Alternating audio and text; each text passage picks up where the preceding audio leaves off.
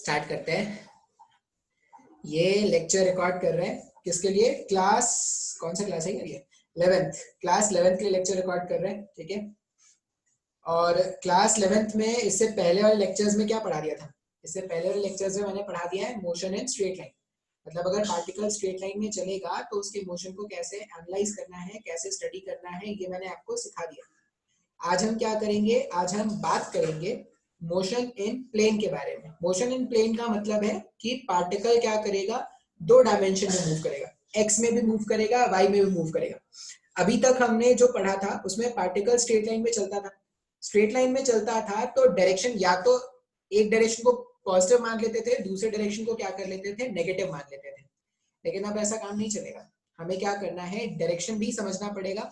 और ये डायरेक्शन का खेल हमें कौन समझाएगा? ये जो डायरेक्शन का खेल है ये हमें समझाएगा वेक्टर्स। मतलब अब जो मोशन हम पढ़ेंगे उसमें वेक्टर्स का इन्वॉल्वमेंट होगा। तो अगर आपने इससे पहले वाले लेक्चर्स में वेक्टर्स नहीं सीखा है तो वेक्टर्स के लेक्चर्स को दोबारा से देख लो। देखो अब तो कितना अच्छा है ना, कोई ऐसा नहीं बोल सकता सर मैंने लेक्चर अटेंड नहीं किया था। अरे नहीं अटेंड किया है तो रिकॉर्डेड है यार, रिकॉर्डेड है, यूट्यूब में पड़ा हुआ है, देखो। जितनी मर्जी 10 बार मर्जी करे 10 बार देखो, 20 बार मर्जी करे 20 बार देखो, मन करे तो अच्छे कमेंट कर देना, ठीक है, लेकिन देखो, ठीक है, खुद भी देखो, दूसरों को भी दिखाओ, सब्सक्राइब करो, ऐसा करो। अब क्या करते हैं, स्टार्ट करते हैं। आज हम स्टार्ट करने वाले हैं मोशन इन प्लेन। तो स्टार्ट शेयर स्क्रीनिंग। ये हुआ शेयर। अब मैं गायब हो जाऊंगा, नहीं अभी भी दिखूंगा लेकिन अब मैं छोटा दिखूंगा। पहले मेरे को ज्यादा स्क्रीन मिल रहा था, अब मेरे को स्क्रीन कब मिलेगा? अब व्हाइट बोर्ड को ज्यादा स्क्रीन मिलता है। स्टार्ट करते हैं। हम स्टार्ट करने वाले हैं मोशन इन प्लेन। हम स्टार्ट करने वाले हैं मोशन इन प्लेन, या इसको क्या बोलते हैं, टू डायमेंशनल मोशन, ठीक है। मोशन इन प्लेन, या इसको हम क्या बोलेंगे, टू डायमेंशनल मोशन। अब ये टू डायमेंशनल मोशन होता क्या है? स्ट्रेट लाइन मोशन में क्या होता था, पार्टिकल सिर्फ एक पर्टिकुलर स्ट्रेट लाइन में भाग रहा है, ठीक है। स्ट्रेट लाइन मोशन था जिसमें पार्टिकल वो एक स्ट्रेट लाइन में भाग रहा था। अच्छा, अब जो भी वो स्ट्रेट लाइन में भागता था ना, उसको हम जनरली बोल देते थे कि वो एक्स एक्सिस है, ऐसा मान लेते थे और क्वेश्चन को सॉल्व कर लेते थे। टू डायमेंशनल मोशन में क्या होगा, पार्टिकल जो है वो x y coordinate, y z coordinate ऐसे में भागेगा। मान लो मैंने बोला कि जो पार्टिकल है, आसान केस में अपन क्या बोलेंगे कि ये मेरा कोऑर्डिनेट सिस्टम है, ये इधर एक्स एक्सिस और इधर वाई एक्सिस। मान लो पार्टिकल जो है वो पहले यहाँ कहीं पर था, पॉइंट ए पर, और ये पार्टिकल जो है वो कुछ तो मूव करके इस तरह से पॉइंट बी पर आ चुका है। पार्टिकल ए जो है वो मूव करके पॉइंट बी तक आ चुका है। अब हमसे क्या करना है, मोशन हमें एनालाइज करना है। अब ये स्ट्रेट लाइन का मोशन तो है नहीं, अगर आप ध्यान से देखोगे पार्टिकल स्ट्रेट लाइन पाथ में नहीं चल रहा, पार्टिकल जो है वो किसी अजीब से रास्ते पे चल रहा है, ठीक है। अच्छा, ये मोशन इन प्लेन जो है टू डायमेंशनल मोशन, इसमें क्या होता है, कोई भी दो कोऑर्डिनेट्स चेंज हो सकते हैं पार्टिकल के। जैसे मान लो जब पार्टिकल पोजीशन ए पर था तो इसका एक्स कोऑर्डिनेट है x1 और y कोऑर्डिनेट है y1। जब पार्टिकल बी पर पहुंचा तो इसका x कोऑर्डिनेट है x2, y2। अब अगर आप देखोगे तो पार्टिकल का x कोऑर्डिनेट भी चेंज हो गया, पार्टिकल का y कोऑर्डिनेट भी चेंज हो गया। इस तरह का मोशन जिसमें पार्टिकल का x कोऑर्डिनेट और y कोऑर्डिनेट, देखो हम क्या करेंगे, ऐसे motion in plane xy plane में, yz प्लेन में, xz प्लेन में कहीं पर भी हो सकता है, लेकिन हम मोस्ट ऑफ द टाइम देखेंगे जो मोशन होता है वो xy प्लेन में हो रहा है। अगर xy प्लेन में समझ में आ जाओगे, एक बार तुमको प्लेन का आइडिया लग जाएगा तो फिर तुम्हारे लिए कोई दिक्कत नहीं होगा। तो A से स्टार्ट करके पार्टिकल जो है उसको कहाँ जाना है, उसको जाना है B पॉइंट तक, और वो कुछ तो इस तरह के पाथ से मूव कर रहा है। अब हम इसको टू डायमेंशनल मोशन क्यों बोलते हैं, क्योंकि मैंने देखा कि इसके दो डायमेंशन के पोजीशंस चेंज हो रहे हैं। जब स्ट्रेट लाइन मोशन था या वन डायमेंशनल मोशन था, वन डायमेंशनल मोशन और स्ट्रेट लाइन मोशन थोड़ा अलग अलग बात है। वन डायमेंशनल मोशन में क्या होता था, सिर्फ कोई एक कोऑर्डिनेट चेंज होता था। जैसे मान लो मैं बोलूं कि पार्टिकल जो है वो एक्स एक्सिस के अलॉन्ग भाग रहा है, तो अगर पार्टिकल एक्स एक्सिस के अलॉन्ग भाग रहा है तो वाई के कोऑर्डिनेट में कभी कोई चेंज आया ही नहीं। पार्टिकल थ्रू आउट यहां से अगर यहां चला गया तो चेंज क्या हुआ, यहाँ पर इसका एक्स कोऑर्डिनेट और यहाँ पर इसका एक्स कोऑर्डिनेट बदला, वाई कोऑर्डिनेट चेंज हुआ क्या? नहीं। स्ट्रेट लाइन मोशन और वन डायमेंशनल मोशन दो अलग अलग बातें हैं, ठीक है। स्ट्रेट लाइन मोशन, जैसे अगर मैं बोलता कि पार्टिकल ऐसा भाग रहा है, देखो सीधा सीधा, अभी भी ये स्ट्रेट लाइन मोशन है, लेकिन वो वन डायमेंशनल मोशन नहीं है। वन डायमेंशनल मोशन का मतलब होता है कि पार्टिकल का सिर्फ कोई एक कोऑर्डिनेट चेंज होगा, वो one dimensional motion. Straight line motion का मतलब है कि पार्टिकल स्ट्रेट लाइन पाथ में चल रहा है। Straight line motion one dimensional भी हो सकता है, टू डायमेंशनल भी हो सकता है, थ्री डायमेंशनल भी हो सकता है। सर थ्री डायमेंशनल कैसे होगा? तुम इमेजिन करो, तुम अपने रूम के एक सेंटर से रूम के दूसरे सेंटर पर जा रहे हो, तो तुम्हारा एक्स कोऑर्डिनेट भी चेंज होगा, वाई कोऑर्डिनेट भी चेंज होगा और जेड कोऑर्डिनेट भी चेंज होगा। तो वो थ्री डायमेंशनल मोशन है, मोशन इन स्पेस है, लेकिन वो भी अभी भी स्ट्रेट लाइन मोशन है। तो इससे पहले जो हम पढ़ रहे थे ना, हम क्या कर रहे थे? वन डायमेंशनल मोशन पढ़ रहे थे, जिसको मैं वन स्ट्रेट लाइन मोशन बोल देता था, क्योंकि पार्टिकल जब भी स्ट्रेट लाइन पाथ में चलेगा तो वो वन डायमेंशनल था, ठीक है। लेकिन वो तीनों हो सकते हैं, straight line motion one dimensional भी हो सकता है, टू डायमेंशनल भी हो सकता है और थ्री डायमेंशनल भी हो सकता है। टू डायमेंशनल कैसे होगा? एक्स वाई प्लेन में आप ऐसे ऐसे भागना स्टार्ट करो, एक्स कोऑर्डिनेट भी चेंज हुआ, वाई कोऑर्डिनेट भी चेंज हुआ। थ्री डायमेंशनल कैसे होगा? स्पेस में रूम के एक कॉर्नर से जब आप रूम के दूसरे कॉर्नर तक जाओगे तो वो क्या हो जाएगा? थ्री डायमेंशन में स्ट्रेट लाइन मोशन हो जाएगा। अब अपने को पढ़ना है motion in two dimension. Straight line motion के बारे में अब हम बात नहीं करेंगे। अच्छा, पार्टिकल ए पॉइंट से चलकर पार्टिकल बी पॉइंट पर आ गया। अब सबसे पहला टर्म यहां पर हम क्या डिफाइन करेंगे? मैं चाहूं तो पार्टिकल ए के पोजीशन को कोऑर्डिनेट्स के टर्म्स में बता सकता हूं कि पहले जब पार्टिकल ए पॉइंट पर था तो इसका कोऑर्डिनेट x1, y1 था। जब पार्टिकल बी पॉइंट पर आ गया तो इसका कोऑर्डिनेट जो है वो x2, y2 है। मैं इसी क्वांटिटी को ना एक वेक्टर के हेल्प से भी रिप्रेजेंट कर सकता हूं। क्या करते हैं? रेफरेंस पॉइंट कौन सा है? रेफरेंस पॉइंट O है। O से आप क्या करो? एक लाइन बनाना स्टार्ट करो। O से आप एक लाइन बनाओ जो पॉइंट A को ज्वाइन कर रहा हो। उसी तरह आप क्या करो? O से एक लाइन बनाओ जो पॉइंट B को ज्वाइन कर रहा है। अब O और A को ज्वाइन करने वाला जो लाइन है, O और ये A को, O और A पॉइंट को ज्वाइन करने वाला जो लाइन है ना, वो A का पोजीशन वेक्टर है। बात समझ में आ रहा है? पॉइंट ए को देखो, पॉइंट ए को डिफाइन करने का एक तरीका तो क्या है? पॉइंट ए को डिफाइन करने का तरीका आप उसके कोऑर्डिनेट्स लिख दो, एक तरीका हो गया। दूसरा तरीका पॉइंट ए को डिफाइन करने का क्या है? तो हम पोजीशन वेक्टर बनाएंगे। अब पोजीशन वेक्टर क्या होता है sir?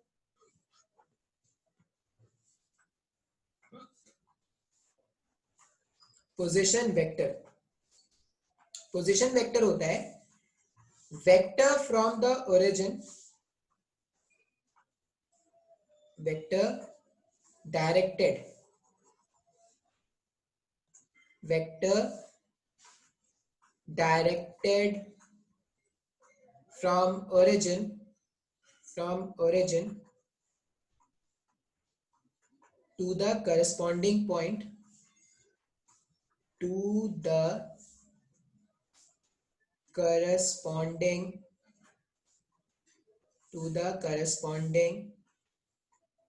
point whose position is to be defined, whose position is to be defined, जिसका पोजीशन आपको डिफाइन करना है, ठीक है। आप क्या कर दो? ओरिजिन से लेके उस पॉइंट को ज्वाइन करने वाला एक वेक्टर बना दो। अब वो जो वेक्टर बन के आएगा वही क्या होगा? Position vector. जैसे position vector of point A, position vector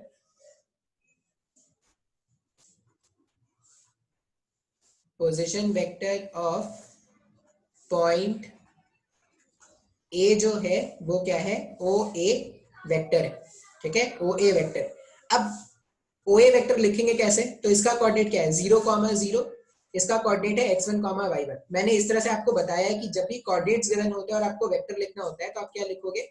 जहां पर पहुंचना है उसके कोऑर्डिनेट्स माइनस जहां से स्टार्ट किया है, ठीक है। x कोऑर्डिनेट लिखोगे तो i कैप, y कोऑर्डिनेट्स लिखोगे तो j कैप।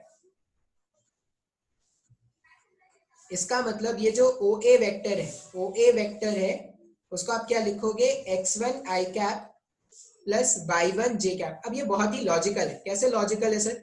मैं थोड़ा अगर इसमें कंस्ट्रक्शन करूं तो आपको शायद समझ में आ जाएगा। मैंने ये ज्वाइन कर दिया और मैंने ये ज्वाइन कर दिया। देखो यहां से यहां पे जो वेक्टर बनता, ये वेक्टर क्या है, ये x1 i कैप है क्या, और यहां से यहां जो बनता वो y1 j कैप है ना। अब देखो ये वेक्टर प्लस ये वेक्टर, इन दोनों का रिजल्टेंट ही तो OA वेक्टर है ना। ट्राइंगल ऑफ वेक्टर एडिशन देखोगे तो x1 i cap plus y1 j cap ही तो OA वेक्टर है, वही तो आया ना। तो उसको आसान से लिखने का तरीका क्या है, आसान से लिखने का तरीका है OA वेक्टर मेरे को लिखना है। ए का अगर पोजीशन वेक्टर लिखना है तो सिंपली क्या लिखेंगे, जहां से जहां पर पहुंचना है उसके कोऑर्डिनेट्स माइनस जहां से स्टार्ट किया है, तो x1 i cap plus y1 j cap, ठीक है। अच्छा, उसी तरह अगर कोई मेरे को बोलता कि OB वेक्टर फाइंड करो, OB वेक्टर पॉइंट B का पोजीशन वेक्टर है क्या, OB वेक्टर अगर पॉइंट B का पोजीशन वेक्टर है तो OB वेक्टर कैसे डिफाइन हो जाएगा, x2 minus 0 i cap plus y2 minus 0 j cap. अब मेरे पास पॉइंट ए का पोजीशन वेक्टर है, पॉइंट बी का पोजीशन वेक्टर है। आप स्क्रीन को पॉज करके इतना नोट कर लेना जो मैंने यहाँ पे लिखा है। अब डिस्प्लेसमेंट का मतलब क्या होता है यहाँ पे, देखो अगर पार्टिकल स्ट्रेट लाइन पाथ में चलता है तो डिस्टेंस कैलकुलेट करना बहुत ही आसान है। अगर पार्टिकल स्ट्रेट लाइन पाथ में नहीं चले ना, जैसे अभी पार्टिकल ए से बी एक अजीब से क्रिकेट लाइन पे चला है, उस केस में डिस्टेंस का कैलकुलेशन करना थोड़ा टफ हो जाता है, इंटीग्रेशन वगैरह करना पड़ेगा। तो ऐसा कुछ कभी आएगा तो मैं बता दूंगा, ठीक है। अब मेरे पास डिस्प्लेसमेंट वेक्टर, जब भी पार्टिकल ये 2 डायमेंशन मोशन में है, अगर मेरे से कोई पूछे कि भाई डिस्प्लेसमेंट क्या है ये बताओ, तो डिस्प्लेसमेंट को हमने क्या डिफाइन किया था, डिस्प्लेसमेंट होता है चेंज इन पोजीशन।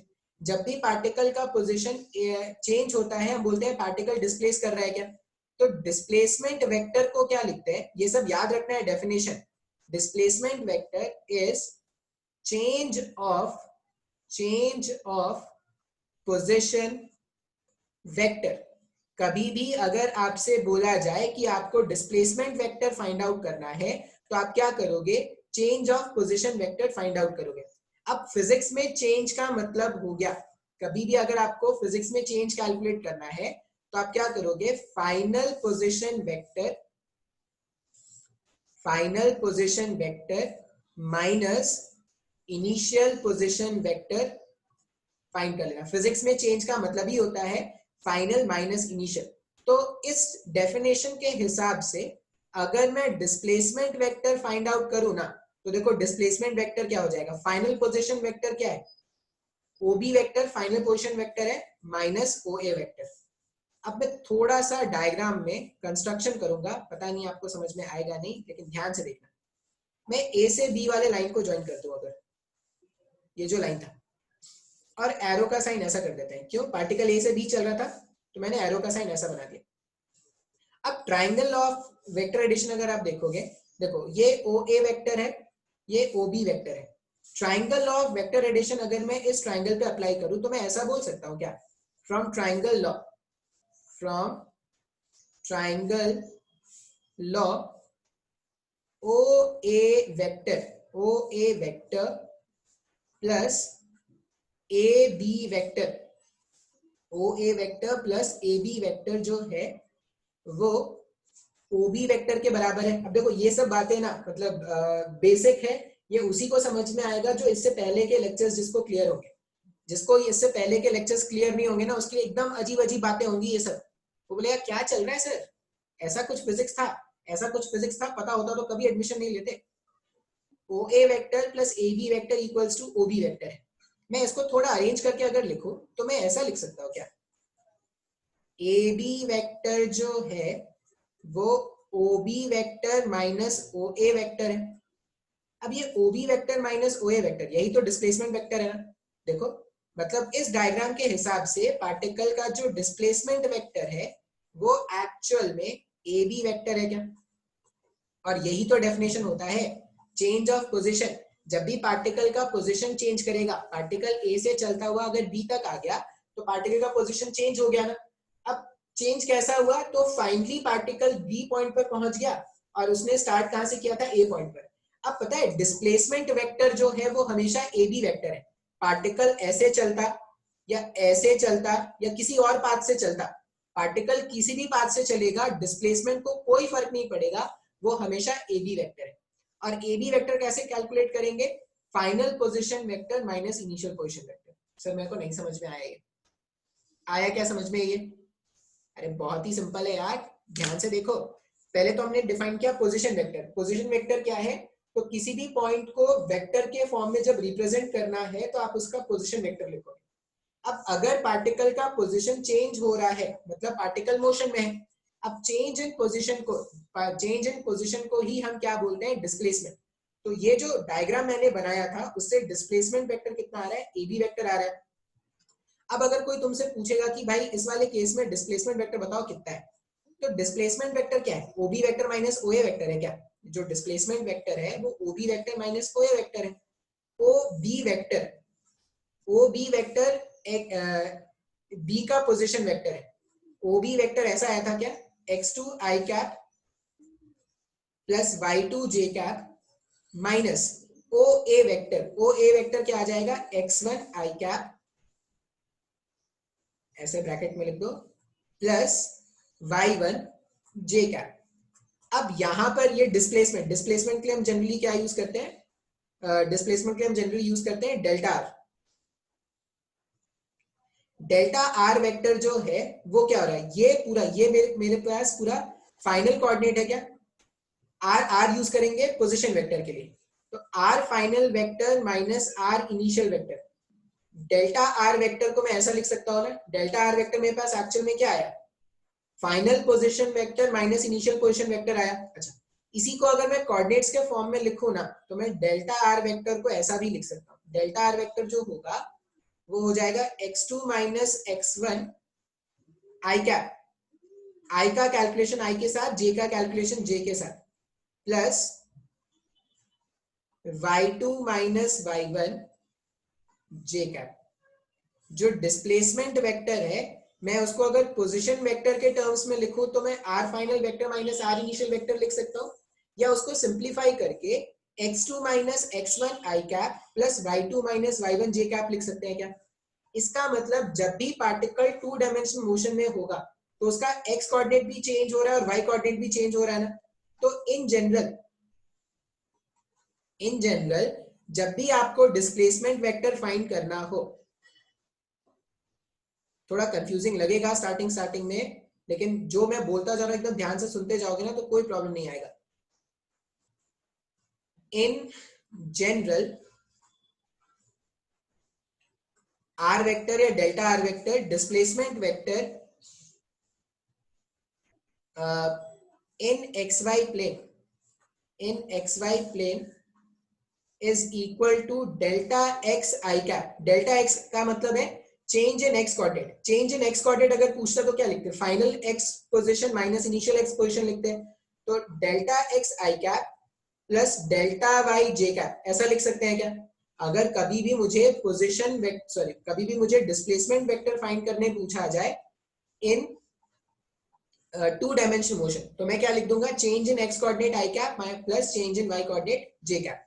अब अगर मुझसे पूछा गया होता displacement vector, in XYZ plane, मतलब इन स्पेस में, अगर कोई मुझसे पूछता स्पेस में डिस्प्लेसमेंट वेक्टर लिखो, तो स्पेस में क्या होगा? x कोऑर्डिनेट भी चेंज करेगा, y कोऑर्डिनेट भी चेंज करेगा और z कोऑर्डिनेट भी चेंज करेगा क्या? तो इस तरह से क्या करेंगे? डिस्प्लेसमेंट वेक्टर लिखेंगे। इस तरह से हम डिस्प्लेसमेंट वेक्टर लिखेंगे स्पेस में। देखो अगर तुमको प्लेन में समझ में आ गया ना तो स्पेस में समझने में कोई परेशानी नहीं होगी। एकदम स्टार्टिंग से अगर मैं बताऊं ना तो मैंने क्या बोला? मैंने बोला कि पार्टिकल का टू डायमेंशनल मोशन का मतलब है कि पार्टिकल का एक्स कोऑर्डिनेट और वाई कोऑर्डिनेट दोनों ही चेंज होना चाहिए। अब मैंने एक एग्जांपल लिया, मैंने बोला कि एक डायग्राम गिवन है जिसमें पार्टिकल ए पॉइंट से बी पॉइंट तक जा रहा है। पार्टिकल अगर ए पॉइंट से बी पॉइंट तक गया तो पार्टिकल का एक्स कोऑर्डिनेट भी चेंज हुआ, पार्टिकल का वाई कोऑर्डिनेट भी चेंज हुआ। अब मैंने सबसे पहले पार्टिकल्स के पोजीशन लिखे, ठीक है, in terms of its position vector. फिर मैंने देखा कि पार्टिकल का पोजीशन वेक्टर चेंज हो रहा है। अब ये चेंज ऑफ पोजीशन वेक्टर को ही डिस्प्लेसमेंट वेक्टर कहते हैं। तो position vector final position vector initial को सिंप्लीफाई करके मैंने डिस्प्लेसमेंट वेक्टर फाइंड आउट कर लिया। अब जो डिस्प्लेसमेंट वेक्टर आया, मैंने देखा कि वो जो डिस्प्लेसमेंट वेक्टर आया है वो एक्चुअल में change of x coordinate i cap plus change of y coordinate j cap, ऐसा कुछ आ रहा है क्या स्पेस में। अगर वही डिस्प्लेसमेंट वेक्टर मुझे 3 डायमेंशन स्पेस में कैलकुलेट, सॉरी प्लेन में डेल्टा एक्स आई कैप प्लस डेल्टा वाई जे कैप आया एक्स वाई प्लेन में, अगर ऐसा ही डिस्प्लेसमेंट मेरे को स्पेस में कैलकुलेट करना होता तो डेल्टा एक्स आई कैप प्लस डेल्टा वाई जे कैप प्लस डेल्टा जेड के कैप, ऐसा कुछ लिखते हैं। अब मेरे को पता है स्टार्टिंग में बहुत कंफ्यूजिंग है, लेकिन बहुत ही नॉर्मल सी बात कर रहा हूँ यार। मैं बोल रहा हूँ कि स्पेस में पार्टिकल, सॉरी प्लेन में पार्टिकल चला, एक्स कोऑर्डिनेट भी चेंज हुआ, वाई कोऑर्डिनेट भी क्या हुआ, चेंज हुआ, एक्स और वाई कोऑर्डिनेट दोनों चेंज हुए। तो हमने इस तरह से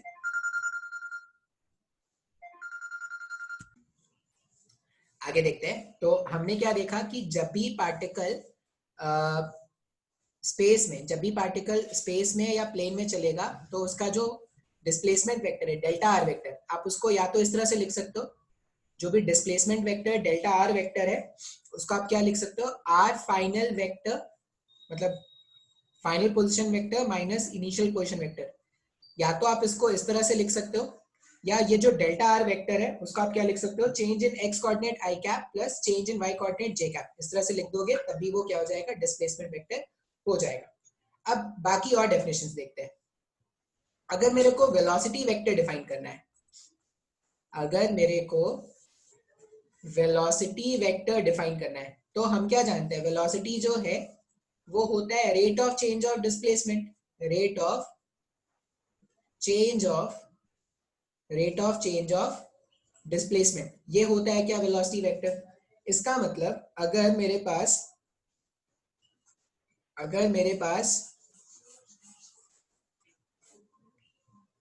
डेल्टा आर वेक्टर, अगर मेरे पास displacement vector delta are vector जो है वो डेल्टा एक्स आई कैप है प्लस डेल्टा वाई जे कैप है, स्पेस में होता तो क्या होता है, डेल्टा जेड के कैप लग जाता है। तो delta R vector displacement vector अगर ऐसा है, और अगर मेरे को कोई पूछे कि वेलोसिटी वेक्टर फाइंड करना है तो वेलोसिटी वेक्टर के लिए मैं क्या करूंगा, रेट। अब फिजिक्स में जब भी रेट वर्ड आता है मतलब मुझे क्या करना है, चेंज ऑफ टाइम से डिवाइड करना है क्या इसको। फिजिक्स में जब भी रेट वर्ड आएगा तो हम क्या करेंगे, चेंज ऑफ टाइम से डिवाइड कर देंगे। इसका मतलब ये जो v वेक्टर है, ये जो v वेक्टर है, इस v वेक्टर को मैं ऐसा भी लिख सकता हूँ क्या, delta x upon delta t I cap plus delta y upon delta t j cap. तो जो वेलोसिटी वेक्टर आ रहा है वो मेरे पास क्या आ रहा है, change of x coordinate per unit change of time. अब जिस रेट से पार्टिकल का एक्स कोऑर्डिनेट चेंज होगा, ये क्या है, ये पार्टिकल के एक्स कोऑर्डिनेट के चेंज होने का रेट है क्या, तो मैं इसको ऐसा लिखूंगा vx i कैप। जिस रेट से पार्टिकल का एक्स कोऑर्डिनेट चेंज होगा वो क्या है, vx i कैप, और जिस रेट से पार्टिकल का y कोऑर्डिनेट चेंज होगा उसको मैं लिख दूंगा vy j कैप। सर ये नहीं समझ में आया, यहाँ पर delta x upon delta T को मैंने लिख दिया vx का मतलब क्या है, जिस रेट से पार्टिकल का एक्स कोऑर्डिनेट चेंज होगा, और delta y upon delta T क्या है, vy, जिस रेट से पार्टिकल का y कोऑर्डिनेट चेंज होगा। जैसे इसका अगर एक एग्जांपल बोल, मान लो कभी आपको क्वेश्चन में ये मिल जाए कि वेलोसिटी वेक्टर जो है वो 2i कैप है। अगर कभी भी आपको क्वेश्चन में मिल जाए कि वेलोसिटी वेक्टर जो है वो 2i कैप है, मैंने यहाँ पर j का कोई टर्म नहीं लिखा, मतलब वो जीरो हो जाएगा। तो ये वेलोसिटी वेक्टर कुछ ऐसा हुआ क्या, इसका मतलब क्या है कि पार्टिकल का जो x कोऑर्डिनेट है वो हर सेकंड में 2 से चेंज हो जाएगा क्या। जैसे मान लो पार्टिकल अगर यहाँ पर है अभी, तो जो पार्टिकल का x कोऑर्डिनेट है वो 1 सेकंड के बाद क्या हो जाएगा, 2 यूनिट आगे बढ़ के यहाँ पर आ जाएगा। y में कोई वेलोसिटी है क्या, नहीं, मतलब पार्टिकल जो है वो 0 सेकंड पर यहाँ पर था, 1 सेकंड पर यहाँ पर है, 2 सेकंड पर यहाँ पर आ जाएगा। वो हर एक 1 सेकंड में 2-2 यूनिट क्या करता जाएगा, शिफ्ट करता जाएगा, किस एक्सिस के अलॉन्ग, सिर्फ एक्स एक्सिस के अलॉन्ग। लेकिन मान लो मैं ऐसा बोलता कि अगर ये जो वेलोसिटी है वो 2i cap plus 3j cap है, इसका मतलब क्या हुआ, पार्टिकल अगर t इक्वल्स टू 0 पर, पार्टिकल अगर t इक्वल्स टू 0 सेकंड पर यहाँ पर है, तो 1 सेकंड के बाद क्या होगा, x में कितना शिफ्ट करना है इसको, x में ये शिफ्ट कर जाएगा 2 यूनिट से, और y में कितना शिफ्ट करना है, y में इसको शिफ्ट करना है 3 यूनिट से। तो ये x में शिफ्ट हुआ 2 यूनिट से और y में 3 हुआ 3 यूनिट से, तो जो वेलोसिटी वेक्टर होगा वो कुछ ऐसा दिखेगा क्या? ये मेरे पास 2i कैप है और ये मेरे पास 3j कैप है और ये मेरे पास इसका वेलोसिटी वेक्टर v होगा। सर मेरे को कुछ भी नहीं समझ में आ रहा है सर, वेक्टर्स क्या होता है अब तो समझते ही नहीं है। मैंने बोला इससे पहले वाला जो केस था उसमें मैंने इसको रखा था 0, ये 0 है। अगर ये 0 है मतलब चेंज कौन होगा? सिर्फ पार्टिकल का x पोजीशन चेंज होगा ना, क्योंकि y के अलोंग कोई वेलोसिटी है नहीं। अगर y के डायरेक्शन में कोई वेलोसिटी नहीं है मतलब पार्टिकल y के अलोंग नहीं चल रहा। पार्टिकल किसके, जिस भी डायरेक्शन के अलोंग वेलोसिटी है पार्टिकल उसी डायरेक्शन में चलेगा। तो 2i cap plus 3j cap अगर मैं बोलूं, इसका मतलब क्या हो गया कि पार्टिकल एक सेकंड में x में कितना आगे बढ़ जाएगा? तो एक सेकंड में x में बढ़ जाएगा 2 यूनिट। अच्छा, y में कितना बढ़ जाएगा? तो y में बढ़ जाएगा 3 यूनिट से। अब अगर ये x में 2 बढ़ा, y में 3 बढ़ा, तो जो रिजल्टेंट होगा, अब देखो ये इसका इनिशियल पोजीशन है, फाइनल पोजीशन ये हो गया क्या? तो अगर मेरा डिस्प्लेसमेंट के बारे में बात करूं तो जो डिस्प्लेसमेंट वेक्टर है वो इस तरफ होता। इसको थोड़ा अच्छा बना देता हूं, इसको रब कर देते, इसका काम हो गया है। मान लो मेरे पास ऐसा बोला गया है कि वेलोसिटी वेक्टर जो है वो 2i cap plus 3j cap है और पार्टिकल जो था वो इनिशियली 0,0 पे था। ओरिजिन से पार्टिकल क्या कर रहा है? एट t इक्वल्स टू 0 पर स्टार्ट कर रहा है और t इक्वल्स टू 1 सेकेंड पर मैं पार्टिकल का पोजीशन जानना चाहता हूं। मैंने क्या कर दिया, कोऑर्डिनेट सिस्टम इस तरह से बनाया।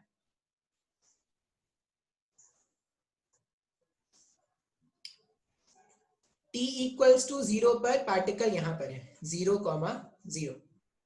अब पार्टिकल का जो वेलोसिटी है वो है 2i cap plus 3j cap का। इसका मतलब पार्टिकल जो है वो x के डायरेक्शन में एक सेकंड में कितना आगे बढ़ जाएगा? 2 यूनिट आगे बढ़ जाएगा। मतलब अगर सिर्फ x के डायरेक्शन में वेलोसिटी होता तो पार्टिकल क्या होता? पार्टिकल जो था वो यहां पहुंच गया होता। कहां पर? सिर्फ अगर x के डायरेक्शन में वेलोसिटी होता तो पार्टिकल यहां पर पहुंच गया होता क्या? 2,0 पर। अच्छा, उसी तरह सिर्फ y पर अगर वेलोसिटी होता तो पार्टिकल यहां पर पहुंच गया होता क्या? 0,3। सिर्फ x पे अगर वेलोसिटी होता तो एक सेकंड के बाद पार्टिकल 2,0 पर होता। सिर्फ y के अलोंग अगर वेलोसिटी होता तो पार्टिकल 0,3 पर होता। अब अगर x और y दोनों के अलोंग वेलोसिटी है, अगर x और y दोनों के अलोंग वेलोसिटी है मतलब पार्टिकल x में भी चला कितने यूनिट? 2 यूनिट और पार्टिकल y में भी चला 3 यूनिट। अब डिस्प्लेसमेंट वेक्टर क्या होता है? डिस्प्लेसमेंट वेक्टर होता है स्टार्टिंग पॉइंट और फाइनल पॉइंट को ज्वाइन करने वाला स्ट्रेट लाइन। यही अपना डिस्प्लेसमेंट वेक्टर है क्या?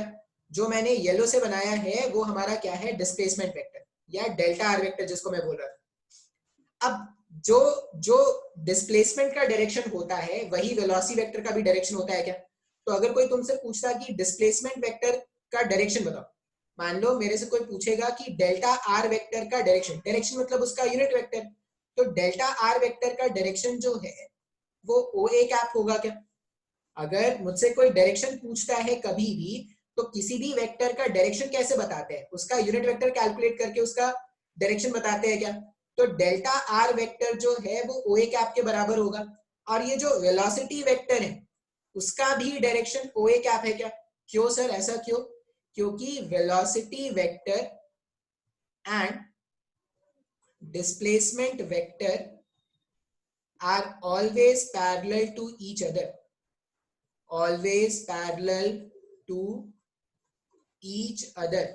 जो डिस्प्लेसमेंट का डायरेक्शन होगा वही पार्टिकल के वेलोसिटी का भी डायरेक्शन होगा। अगर पार्टिकल का डिस्प्लेसमेंट, ऐसा हमेशा होगा क्या? नहीं नहीं नहीं, ऐसा हमेशा तो नहीं बोल सकते। ऐसा बोल सकते हैं कि velocity vector and displacement vector are always parallel to each other, always parallel to each other. यहाँ पे बस एक इंस्टेंटेनियस वर्ड लिख देंगे तब ये स्टेटमेंट सही हो जाएगा। किसी भी इंस्टेंट पे जो डायरेक्शन पार्टिकल के डिस्प्लेसमेंट का होता है वही डायरेक्शन पार्टिकल के वेलोसिटी का होता है। एवरेज वेलोसिटी के केस में ऐसा नहीं होगा, वो अलग हो सकता है। इंस्टेंटेनियस वेलोसिटी का डायरेक्शन सेम है इंस्टेंटेनियस डिस्प्लेसमेंट के डायरेक्शन। अब अगर पार्टिकल यहां से यहां चला तो देखो ये पार्टिकल के डिस्प्लेसमेंट का डायरेक्शन था और यही पार्टिकल के वेलोसिटी का भी डायरेक्शन, पार्टिकल का डिस्प्लेसमेंट पार्टिकल का वेलोसिटी। अब अगर मैं बोलूं तो यहाँ पर ये 2i कैप और 3j कैप का मतलब क्या है कि पार्टिकल का x कोऑर्डिनेट कैसे चेंज होगा? 2 के रेट से हर 1 सेकंड पे पार्टिकल का एक्स कोऑर्डिनेट 2 से चेंज होगा, और 3j कैप का मतलब है कि हर 1 सेकंड पे पार्टिकल का वाई कोऑर्डिनेट जो है वो 3 से चेंज होगा।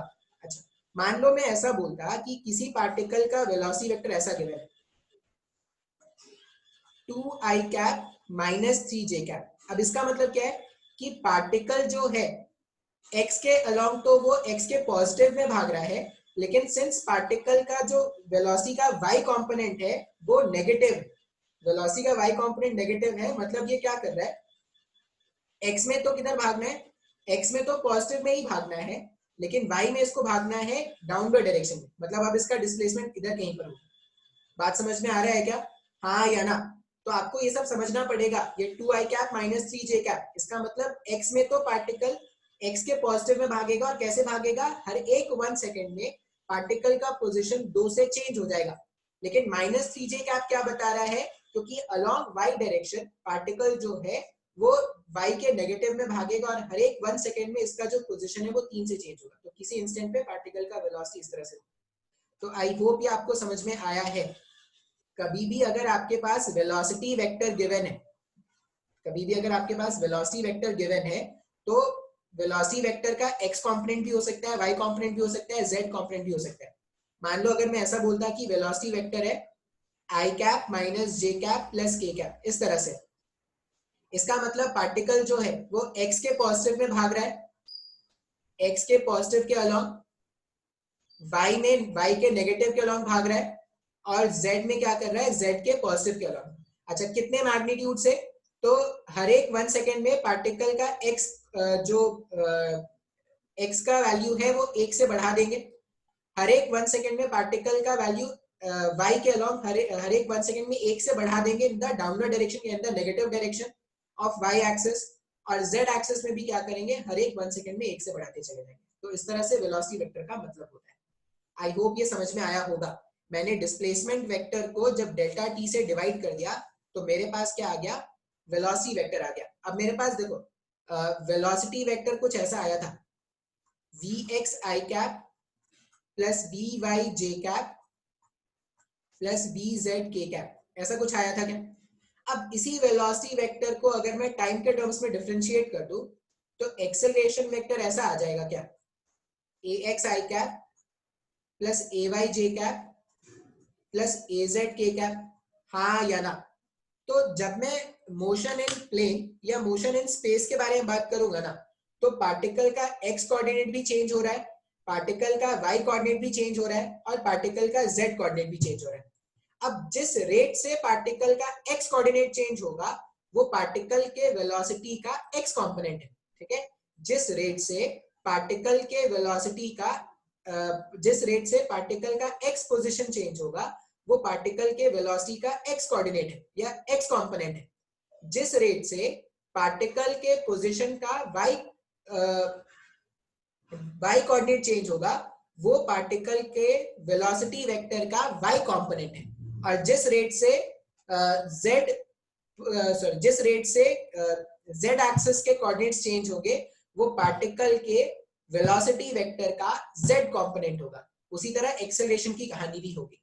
अब मेरे को पता है कि आपको कुछ भी हवा नहीं लग रहा होगा, आपको लग रहा होगा पता नहीं सर क्या से क्या पढ़ाते जा रहे हो, ठीक है? क्या से क्या हो गया, देखते देखते कुछ भी समझ में ना आया, देखते देखते लेक्चर देखा भी नहीं, कुछ भी नहीं समझ में आया। सिंपल सा लैंग्वेज अपने इतना याद रखो कि जब भी मोशन प्लेन में हो या स्पेस में हो तो x coordinate, y coordinate, z coordinate तीनों चेंज हो सकते हैं। जिस रेट से x कोऑर्डिनेट चेंज होगा वो पार्टिकल के वेलोसिटी का x कंपोनेंट है। जिस रेट से y कंपोनेंट चेंज होगा, y कोऑर्डिनेट चेंज होगा वो पार्टिकल के वेलोसिटी का y कंपोनेंट है। और जिस रेट से z कोऑर्डिनेट चेंज होगा वो पार्टिकल के वेलोसिटी का z कंपोनेंट है। अब x के अलोंग भी एक्सेलरेशन हो सकता है, y के अलोंग भी एक्सेलरेशन हो सकता है, z के अलोंग भी एक्सेलरेशन हो सकता है। ऐसा जरूरी नहीं कि सबके अलोंग एक्सेलरेशन हो, ऐसा जरूरी नहीं कि सबके अलोंग वेलोसिटी। जैसे अब ये तो हो गया थ्योरी या कहानी जो मैंने आपको बताना था। अब काम कैसे करेंगे, तो वो जो फॉर्मूलाज तुमने पढ़ा है ना, बस उसी को अब क्या करेंगे, वेक्टर फॉर्म में लिख देंगे। For uniform acceleration, uniform acceleration मतलब कांस्टेंट एक्सेलरेशन के बारे में बात करें। फॉर यूनिफॉर्म एक्सेलरेशन, अगर एक्सेलरेशन कांस्टेंट है तो जो फॉर्मूलाज तुमने वहां पे पढ़ा था ना, जैसे पहला फॉर्मूला क्या पढ़ा था, v equals to u plus at, ये पढ़ा था ना। अब बस इस फॉर्मूले में क्या चेंज कर देना, जो भी वेक्टर क्वांटिटीज है उसको वेक्टर के फॉर्म में लिख देना बस। ये पहला फॉर्मूला है, v vector equals to u vector plus a vector into t। दूसरा फॉर्मूला आपने क्या पढ़ा है, s equals to ut plus half at square, s equals to ut plus half at square. अब मैंने जब तुमको ये फॉर्मूला स्ट्रेट लाइन मोशन में बताया था, वन डायमेंशनल मोशन में बताया था, तब भी मैंने तुमको बताया था कि s जो है वो यहाँ पर डिस्प्लेसमेंट के लिए है। तो अगर s डिस्प्लेसमेंट के लिए है तो आप इसको s वेक्टर ऐसा लिख सकते हो, u वेक्टर a वेक्टर इस तरह से लिखा जा सकता है। तीसरा इक्वेशन था v square u square plus 2as। अगर आपको याद हो ना तो a vector dot a vector, अगर दो एक जैसे वेक्टर है और इनका डॉट करना है अगर, तो वैल्यू क्या लिखेंगे, पहले वाले वेक्टर का मैग्नीट्यूड, दूसरे वाले वेक्टर का मैग्नीट्यूड और इनके बीच का cos 0। ये सॉल्व करने पे cos 0 1 हो गया अगर, तो ये a स्क्वायर है क्या, इसका मतलब है v स्क्वायर के प्लेस में v vector dot v vector लिख सकता हूं, u स्क्वायर के प्लेस में u vector dot u vector लिख सकता हूं, plus half a vector t square, ऐसा लिख सकते हैं क्या। तो ये तीन बेसिक फॉर्मूलाज हो जाएंगे जो हमने वहां पर वन डायमेंशनल मोशन में पढ़ा था। अब बस यहाँ पे क्या कर देंगे, वेक्टर के फॉर्मेट पे लिख देंगे। अब देखो क्वेश्चंस बहुत ही आसान होते हैं, क्वेश्चन में कोई नयापन नहीं होगा, अगर आपको थोड़ा बहुत भी वेक्टर का बेसिक आता है तो आप कर लोगे। जैसे मान लो मैं क्वेश्चन दूं, क्वेश्चन है इनिशियल वेलोसिटी वेक्टर है पार्टिकल का 2i कैप, एक्सेलरेशन वेक्टर है 4j कैप। क्वेश्चन में पूछा गया है,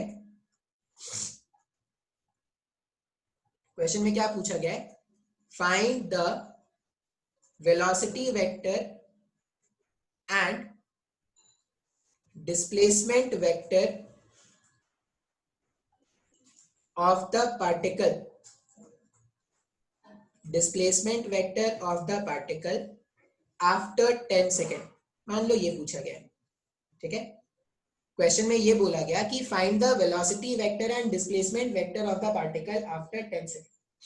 अब मेरे पास क्या क्या पता है, मेरे को इनिशियल वेलोसिटी पता है, मेरे को एक्सेलरेशन पता है और मेरे को टाइम भी उन्होंने बता दिया कि 10 सेकेंड का समय लगना है।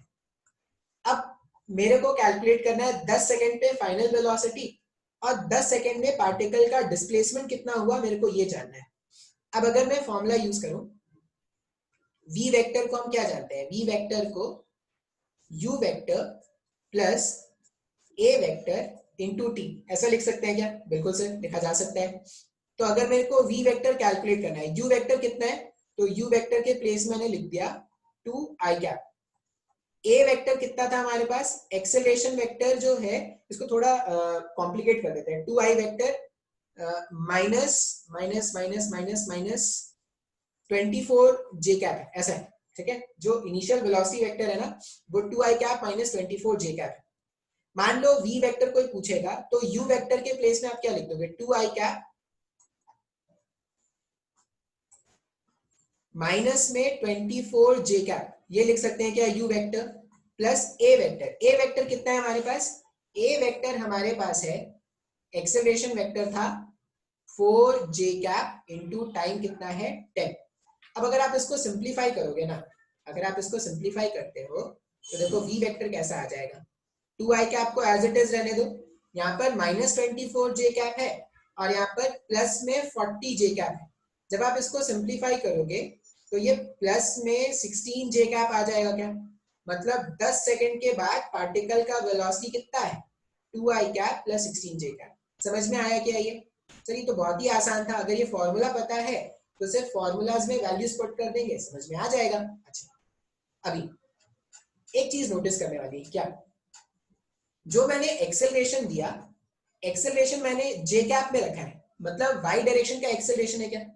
अगर एक्सेलरेशन वाई डायरेक्शन का है तुम देखो तो पार्टिकल का जो इनिशियल वेलोसिटी है वो 2i कैप माइनस 24 जे कैप है और पार्टिकल का जो फाइनल वेलोसिटी है वो 2i कैप प्लस 16 जे कैप है। पार्टिकल के इनिशियल वेलोसिटी का x कंपोनेंट कितना है, सिर्फ 2 है। पार्टिकल के इनिशियल वेलोसिटी का x कंपोनेंट कितना है, 2। अच्छा पार्टिकल के फाइनल वेलोसिटी का एक्स कंपोनेंट कितना है सर? ये भी दो है। अच्छा, मतलब पहले भी पार्टिकल का इनिशियल वेलोसिटी का एक्स कंपोनेंट 2 था और बाद में भी 2 रहा। अब ऐसा क्यों रहा? क्योंकि एक्सेलरेशन अगर आप देखोगे ना तो एक्सेलरेशन का कंपोनेंट सिर्फ वाई एक्सिस के अलॉन्ग है, सिर्फ वाई एक्सिस के अलॉन्ग एक्सेलरेशन है ना। एक्सेलरेशन का कंपोनेंट आई एक्स एक्सिस के अलॉन्ग कितना है? 0।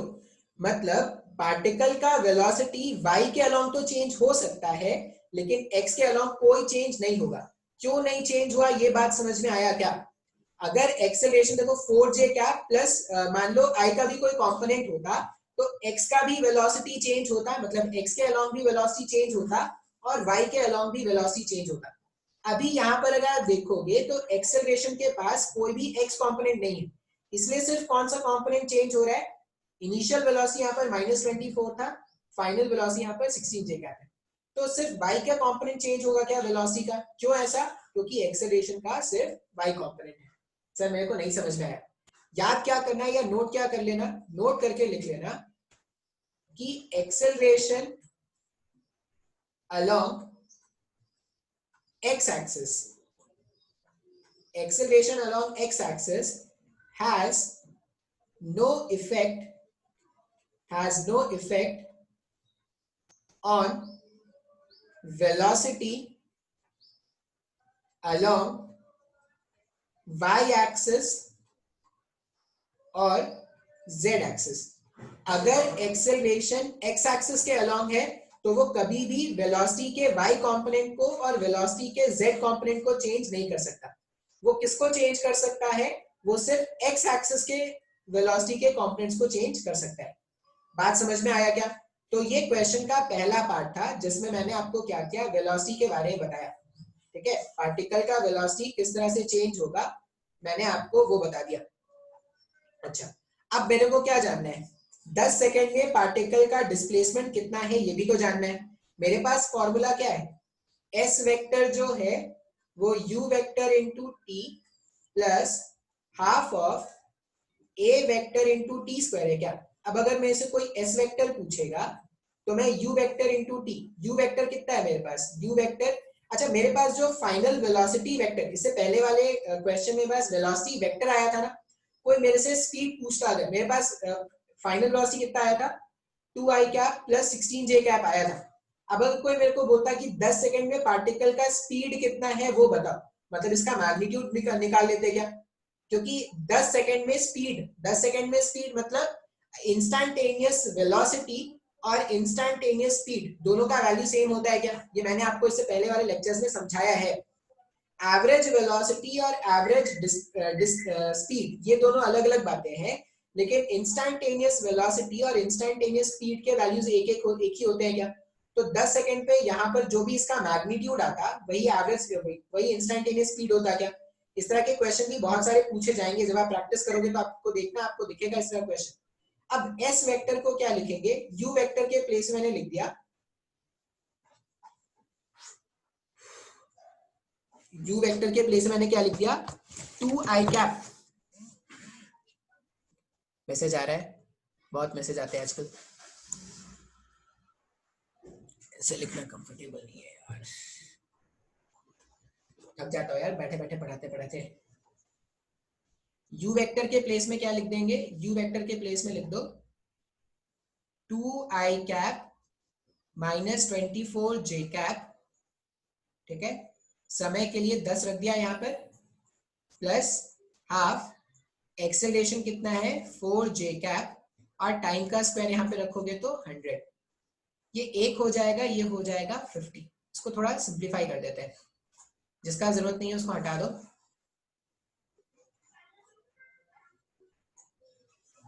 अभी अगर आप इसको सिंप्लीफाई करोगे तो देखो एस वेक्टर कितना आ जाएगा? 10 मल्टीप्लाई किया तो 20i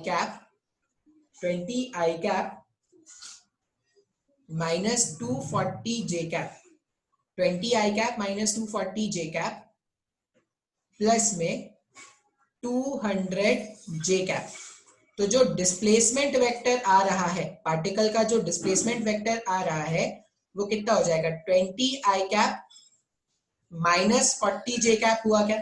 ये डिस्प्लेसमेंट वेक्टर है, ठीक है। अच्छा, यहाँ पे ये गलती कभी नहीं करेंगे कि magnitude of displacement vector is distance, ये गलती कभी भी नहीं करेंगे। अगर मन में ऐसा ख्याल आता है तो उसको आने से पहले ही रोक देंगे। इंस्टैंटेनियस वेलोसिटी का जो मैग्नीट्यूड है वो इंस्टैंटेनियस स्पीड है, लेकिन कभी भी डिस्प्लेसमेंट वेक्टर का मैग्नीट्यूड डिस्टेंस नहीं है, ऐसा कभी नहीं सोचेंगे। मैंने आपको बताया था, जो मैंने एग्जांपल लिया था उसमें पार्टिकल ऐसा कुछ चल रहा है, तो डिस्प्लेसमेंट ये है, तो यहां से यहां का आपने लेंथ कैलकुलेट किया है। अगर आप अगर आप यहां से यहां का लेंथ कैलकुलेट करोगे तो वो डिस्टेंस नहीं था, डिस्टेंस ये वाला जो पाथ है ना, वो लेंथ डिस्टेंस होता, तो बात समझेंगे। अच्छा, तो मैंने डिस्प्लेसमेंट वेक्टर फाइंड आउट कर लिया 10 सेकंड पर, और मैंने डिस्टेंस वेक्टर भी फाइंड आउट कर लिया।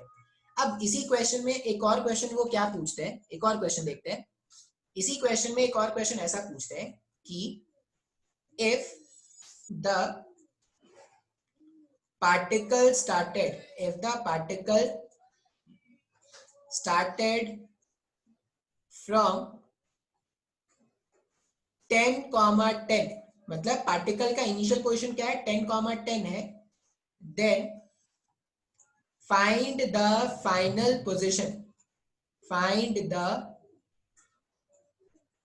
Final position